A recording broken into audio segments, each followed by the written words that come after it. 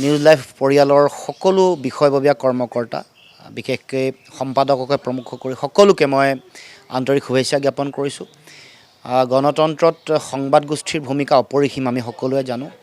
সুস্থ শক্তিশালী গণতন্ত্ৰৰ কাৰণে সংবাদ গোষ্ঠীয়ে সদায় এক শক্তিশালী আৰু যোগাত্মক ভূমিকা পালন কৰি আহিছে। গতিকে দেশৰ যি গৌৰৱ উজ্জ্বল গণতান্ত্ৰিক ইতিহাস আছে ইয়াক অতি শক্তিশালী আৰু সমৃদ্ধ কৰিবৰ কাৰণে নিউজ লাইভে আহি থাকিব লগা দিনসমূহতো তেওঁলোকে যাতে যি দায়িত্ব এই দায়িত্ব যাতে পালন কৰে তাৰ কাৰণে মই আহ্বান জনাই পৰিয়ালৰ সকলোকে আন্তৰিক শুভেচ্ছা আৰু অভিনন্দন জ্ঞাপন কৰি মই আশা ৰাখিছোঁ যে নিউজ লাইভৰ আগন্তুক যি যাত্ৰা হ'ব এইটো অধিক শক্তিশালী আৰু দৃঢ় হ'ব।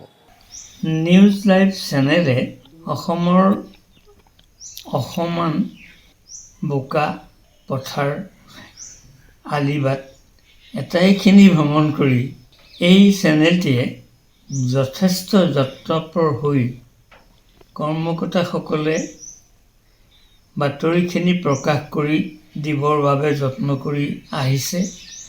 আমিও সাদৰে গ্ৰহণ কৰিছোঁ আৰু তেখেতসকলৰ এই চেষ্টাৰ শলাগ লৈছোঁ সদৌতিকে। আৰু অধিক গুৰুত্বপূৰ্ণভাৱে বাতৰিখন আগুৱাই নিব আৰু আমিও যথেষ্ট এতিয়াতকৈ আৰু বেছি উপকৃত হ'ম।